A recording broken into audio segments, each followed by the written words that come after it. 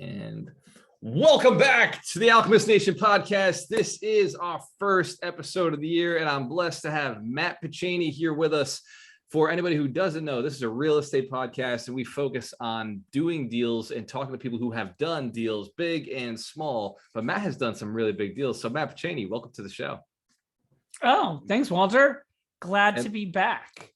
And yeah, this is the second time you've been on here. Did I pronounce your name right? I know that it's spelled right. It's pretty close. I'm Picheny, Picheny. Yeah. I mean, I think you said very, if not perfect, very close. Yeah. So I noticed you do the same thing as me. I got my books back here. You've got your book, which just came out, Backstage on Real Estate.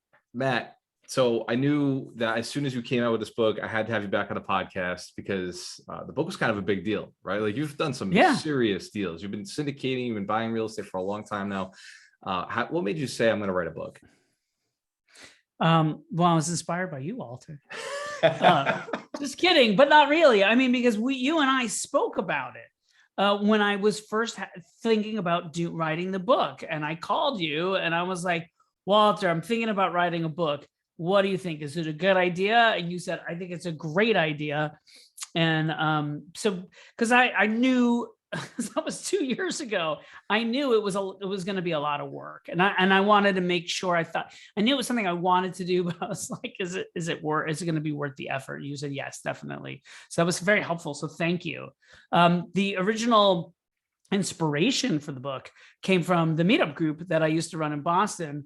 I've moved back to New York now, so I no longer run that one. But at that meetup, we started it. It was started actually without me, but Darina was part of it, and this guy Eric, who was running it, they had done like 3 or 4, and then he decided to move, and he asked me if I would take over, and I said sure. So I took over, and we got that thing, between Darina and I working to promote it. We got that thing to a point where we would have over 100 investors on average at the meetups. And a lot of people would come up to me and say, hey, Matt, I'm interested in investing in syndication out of state. I saw this deal. I know you invest out of state in syndications besides so I run them too. So just for the listeners out there, 2/3 of my portfolio are deals that I'm just a passive investor in, and then 1/3 are deals that I go ahead and syndicate myself. And so people would come up to me and say, hey, would you look at this deal? Let me know what you think. And I would never tell people whether they should or should not do a deal, but I would look at the deal and say, oh, this one metric seems interesting to me, or I don't know why they came up with this assumption here. You might want to ask the sponsor about them. I mean, things that kind of, were a red flag to me that need to be looked at. And oftentimes, the sponsor will have a very reasonable explanation and it all makes sense. Yeah. But it's something you should find out. And if they don't have an explanation, or their explanation is one that you don't agree with, then maybe that's not the right investment for you. So a lot of people were asking me to do this, and I was happy to sit down with them and review deals with them, but it started becoming more and more and more. And I only have a certain amount of time, and it was becoming a problem. And so I just be not having enough hours in the day. So I actually thought for a fleeting moment, like, should I charge like a consulting fee to do this? But that didn't feel right.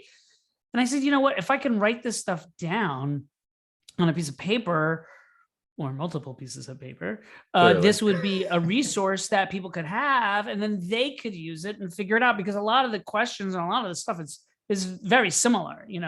The first question I always asked everybody was, how do you know the sponsor? And when they would tell me, oh, I just got some random Facebook message, I'd say, oh, well, I don't know. That seems a little, but if they were like, oh, well, my friend Walter invested in one of their deals and he said it did really well, then that's a really great way. And there's all kinds of other ways to meet people at investor conferences, or, things of that nature. It doesn't necessarily have to be a referral from someone, but that I find that as a passive investor, that's my favorite way to invest, is when someone I know is like, oh, I did a deal with so-and-so and it was amazing. The communication was great. We made we had a really nice profit, and, it was a pleasurable experience. That's always helpful. So I called you, and I called another friend who had written a book and was like, what do you think? Is this worth it? And both of you guys were like, yeah, 100%. So I was like, all right, I'm going to do this. So I sat in my backyard. This was right around the time I think that you and I did a recording of Alchemist Nation episode number 12, way back in the day, a couple years ago. Yeah. Yep. I just looked it up. I didn't have that memorized. I just looked it up right before the call, but I'm I knew it was one of impressed. the early Yeah. ones. Yeah. I knew it was one of the early ones, but that was shot in the backyard during the pandemic. And I had a nice little pandemic beard. And so it was at that time in that backyard that I sat around and dictated this book into my phone. And then I spent another several weeks trying to decode what I had actually written, because it didn't do the best job of, and my diction is not very good either. So Mine I'm neither. at fault for a lot of it. But I got this book. I had a 70 to 80 page book, and it was the most boring thing you've ever laid eyes on. It was dry. I mean, it was like chewing cardboard or something. I don't know. It was terrible. But it was informative. It had all the facts. Oh yeah, it had all the details in there that if you were, well, for you, it would be perfect, Walter, because you are a real estate guy and you're like, yeah, let's just get right into the facts. Let's get into the numbers and the detail. But for, us mere mortals, we look at it and it's like our eyes cross and we fall asleep reading it. So I decided that I needed to work on this and make it more palatable for someone to read. And what I did was I took all the information that I had in that original draft and spread it out over the story of my life. And what I do is I teach the different concepts as I learned them. And so I have really interesting stories because I have a background in theater, and then I was in digital marketing. And so I have some interesting stories that I share that I think make it entertaining, so that somebody like yourself at the earlier stages of the book, when we're talking about basic concepts like assets and liabilities, you would probably just enjoy reading the story aspects of it while you might not be learning anything. But by the end of the book, we're talking about air rights and 1031 exchanges, and maybe you'll pick up a couple tidbits here and there. Throughout this book, I have 18 different keystone concepts that I've learned along the way, and I share those with the reader. And I also have 60 different real estate terms scattered throughout the book that I provide definitions of. I like that. That's like what Rich Dad Poor Dad did, right? That's why it's a bestseller, because information is a little bit on the light side, but then it's covered in stories, and you kind of found that happy balance where you've got all the information, but you put enough stories where somebody can actually get through the book, where they're like, oh, okay, this is engaging and it's memorable. Because information without a story is like gone, forgotten. But you hook it to a story, and that's how you get people to memorize things. That's awesome. And so how does somebody go from being in theater to being in real estate? And not just being in real estate, like you started with a duplex, but you definitely didn't stay with duplexes. Yeah. So my initial investment in real estate was really a primary home. So I guess it's debatable whether that's an investment or not, but it was my first experience with real estate. And it sort of happened by accident. I ended up being in a position where I was told I had 90 days to get out of the place I was living. Okay.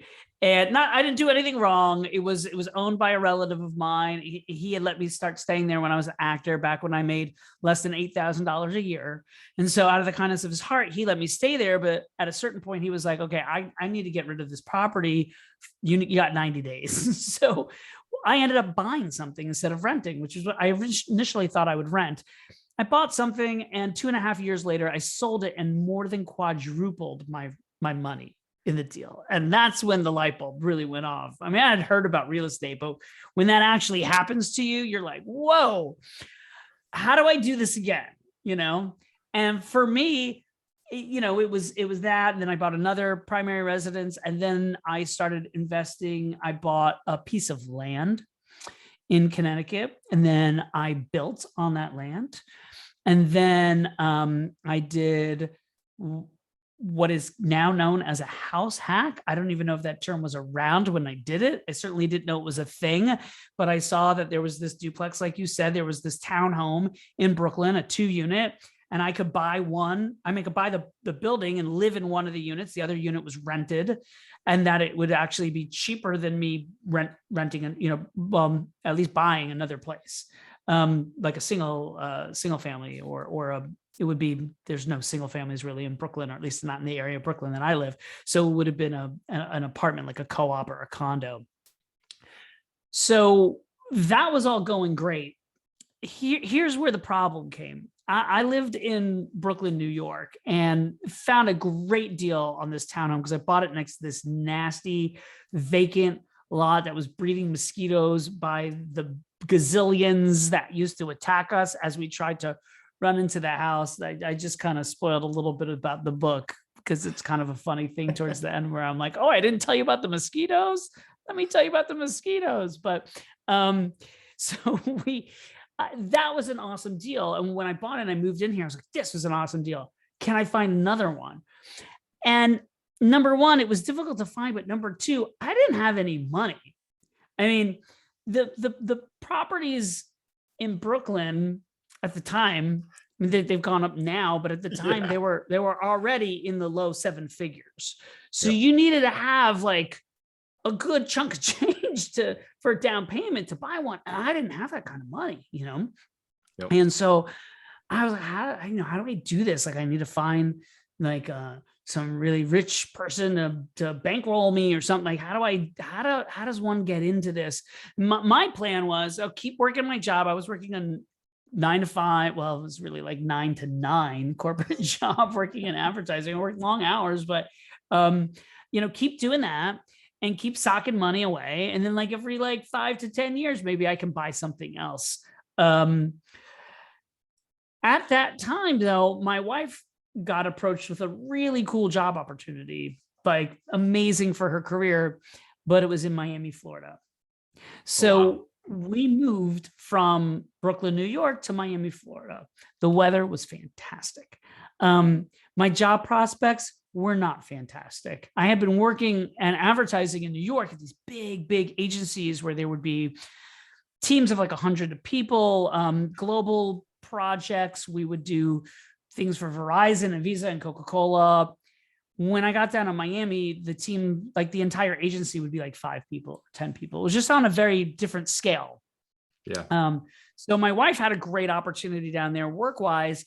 Me trying to do the advertising thing probably wouldn't have worked out, number one. But number two, I was burned out having worked those long hours for 18 years in New York. I just didn't want to do it anymore. And I had been doing real estate as a hobby now for 10 years. So I said, listen, why don't I try to do that full-time? And again, I was fixing and flipping and doing some single families and buying holds. And it's just like, wow, this is going to take for like, how do I scale this? There's got to be a way to scale it. And that's when I found out about syndication. Yeah. And so syndication, for anyone who doesn't know, who's listening to your show, I'm sure most people do, but it is when a bunch of investors can get together and pool their resources to go after these otherwise unobtainable assets. So, for me to have bought another, property in Brooklyn, I'm just going to make up a number. Let's say it would have cost $2 million for a townhouse. I probably would have needed, $400,000 to $600,000 of capital. But I'd also need a balance sheet to show, hey, a certain amount of net worth and a certain amount of liquidity for a bank to even give me that loan. And I didn't necessarily have that, with the other liabilities that I had, the other properties and all that other stuff. So with the syndication, you can go ahead and do those kinds of things. I was able to, my first syndicated deal, I bought a $10 million property, and we had to put down over $2.5 million as in equity, right? As a down payment on the property. And I wouldn't have been able to do that on my own, but I got a bunch of investors together. We all pooled our money together. We pooled our balance sheets together too. I had a couple of people who signed on that loan as key principals as a non-recourse loan, but they still needed to sign on it as guarantors. And together we had the net worth and the liquidity requirements. and we were able to take down a very large deal and sell it a few years later. And we did very well with that. So it was a nice deal. So that's when I found out about syndication and started getting duplexes to $10 million deal. That's that's how. Yeah, the largest number of units I had done was 2 units, and then the next one I did was 132 units, but it wasn't overnight. Right. There was about a little over 3 years in between there, because I lived in the place in New York for about a year before we moved down. And then about 2 years before I closed on my first deal, actually a little bit longer. All being told, it was probably about 3.5 years from like the close of the property in Brooklyn till the close of the 132 units. But it was a giant leap forward, right? A giant leap forward. And I've been doing, I've done many deals since thousands, that even thousands of larger. units. Yeah. Many deals, thousands of units. And, this journey that you've been on, you put it all in the book. You share kind of how you went through those steps, how you learned how to do syndication, like how to walk through the process, how to evaluate it. And in that first deal, most people would say like, wow, your first big deal, you went from 2 units to 130 units. That's insane, right? That's crazy. But I'm sure you realize it's just possible. Like it was just, you had to just decide to do it. What made you decide? Like, what made you decide, like, I'm going to go and do, like, this is possible for me? Because I know I can figure out how you decide I'm going to jump into real estate, but like, what made you say, this $10 million deal is possible? Like, how'd you convince yourself? Matt, I guess I'm just a dreamer or something. I don't know. I know what got me into real estate, which was the little purple book that you mentioned earlier, right? Robert Kiyosaki's Rich Dad, Poor Dad, listening to that when we had first moved to Miami, and also listening to the soundtrack, or I should say the cast album of Hamilton, and listening to the cast of Hamilton saying, take your shot, and listening to Kiyosaki talking about creating passive streams of income, and me saying, all right, I'm going to do it. I'm going to take my shot. I'm going to go ahead and do real estate. That's where my passion lies, right? I talk about that in the book, but to make the leap from the syndications, I was listening. So a section in the book, it's also a section I have on all of my newsletters. At the very bottom, I have a little thing. I just came up with this term. I call it Podcast University. Okay. So when I was in Miami, I joined a Podcast University, which, Walter, I think you're one of the esteemed professors because we're on a podcast right now. But that's where I started to learn about real estate. And at that time, I'm going back many years now, there was not a single podcast that I was aware of that I could find that was talking about syndication. Now, there have been many that have come out since at varying levels of quality, but a lot of them are very good. And I heard somebody on a podcast, and I heard them mention something about syndication. I was like, wait, what is syndicate? And so I started following that person. And then they ended up at one point having a guest on who talked about syndication. And I started listening to that podcast, and that person, it was kind of like going down a YouTube rabbit hole or something of like listening to this one and this. But I found this group that talked about syndications, and it just so turned out they have a live seminar that you can go to and learn all about syndications. So I went to that, of course, and it was in Dallas. I had to fly down to Dallas, and I went to this thing, and it was really like a 30,000 foot view of syndications, because syndications don't have to be real estate, although most of them are. And this thing was definitely focused towards real estate, but you can do multifamily real estate. You could do self-storage. You could do mobile units. You can do assisted living facilities. There was actually someone that I met who was trying to syndicate doing a global a geothermal power plant thing.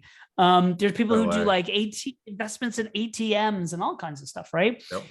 And so that's when I first learned about syndication. But to walk into that room, and as I talk about in the book, I walk in this room, there's over 100 people in there who are who've come to this conference, right?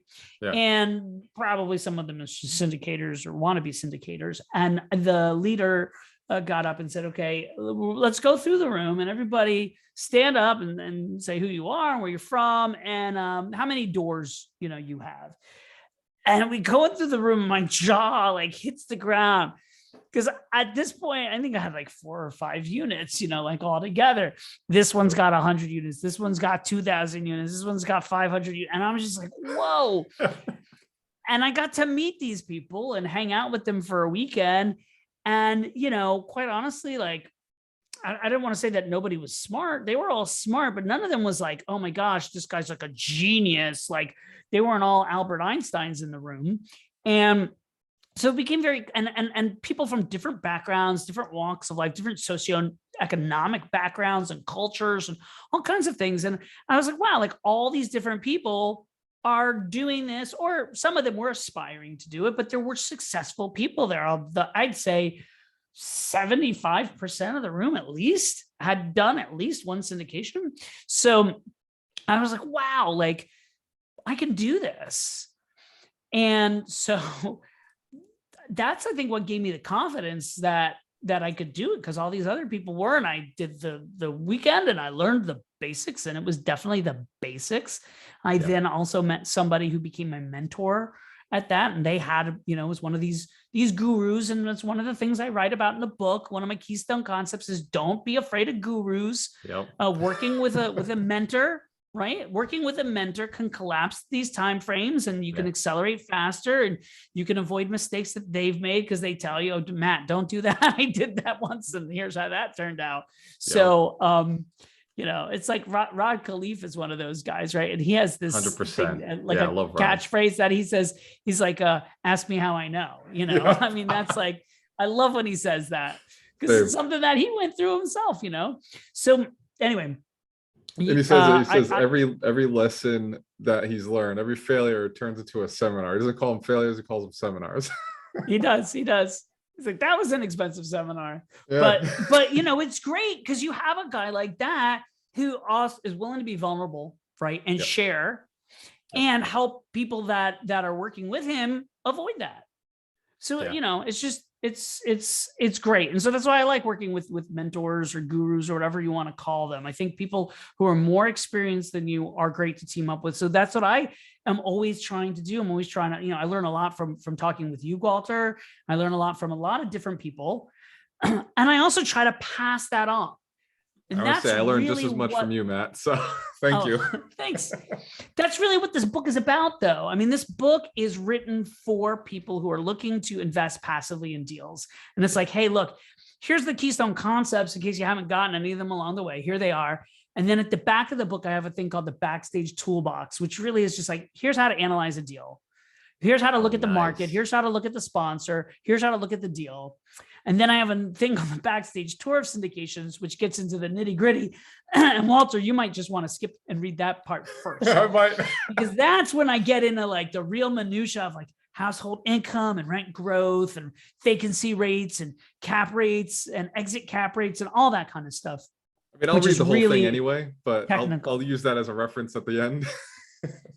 Well, that's the whole point of it. That's why I pulled that stuff at the end. So at the end, it's the last section of the book is really meant to be used as a reference. So I have that sort of like the checklist. I call it quickly sizing up a syndication. And then you've got the Backstage tour, which is really the nitty gritty kind of inside baseball stuff. And then right after that, I summarize all the keystone concepts. And then I have an entire glossary of the 60 terms throughout the book. So you've got it all kind of right there at the back of the book. And the glossary serves as an index too. So if you want to, oh wait, what was that? You could go back and read that little story around that thing. So I like it. So you have the book so you can get the information, a memorable way. And at the end, you have like the resources so it can actually be like usable and you can go back. So the book isn't just a one and done. Like you need this book in your life forever. It stays on the shelf. Like it doesn't just it stays on the desk. I would hope. I mean, that's the hope, right? That's the hope for this thing, is that it's a resource for people to go back to time and time again. You're probably not going to read the whole thing unless you really are interested in my life. You're not going to read the whole thing again, but you'll go back to those relevant parts. Yeah. And I made those hopefully easily accessible. Yeah, I like that. I wish more people did that. Honestly, I wish there was a resource to more people put in their books.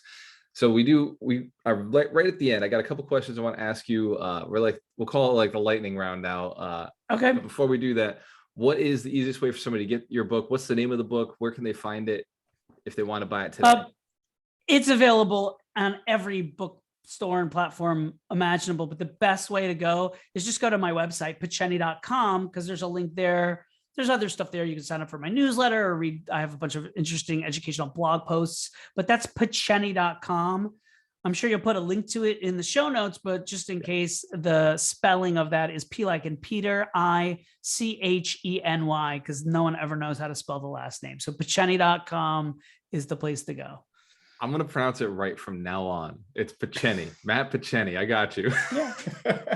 So Matt, I like to ask these 3 questions every time I do these podcasts. And it's actually one question. I just asked for 3 answers. If you go back to 20-year-old Matt and give yourself 3 pieces of advice that would change your life, get you to hear faster, better, more happy, more money, more wealth, and maybe even physically fit, what would those 3 pieces of advice you'd give to yourself if you go back in time? Oh, physically fit. I don't know about Forget that. that one. I'm still Who cares? working We on want the that money. one. But I try to exercise, and that's important, and health and family is super important. When it comes to wealth building, I would have invested in real estate sooner. I would have invested more money in the real estate, and I would have known about syndications and invested in syndications. Hindsight's always 20/20. Even 4 years ago, I could have dumped a lot more into real estate and been more aggressive because the market's been on a tear. I don't know that that's going to continue. But I think that generally long-term overall averages, investing in real estate has so far since about the dawn of time been something that goes up in value.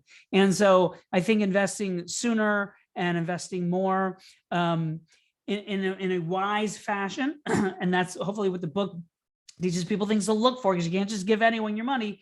But if I had done that in a wise fashion, I think I would have gotten further faster. I love it. That's awesome. Thank you so much, Matt. I love having you on here, man. This is the second time we've had you. I plan on having you back again, and you just add so much value every time you're on here. So thank you so much, brother. And for everybody who is listening, go to picheny.com, get the book. Mine is already on order. Cheers to your success. We have a choice. Always work with the best. I'll see you on the next one. Later, Matt. Thank you, brother. Bye. Thanks.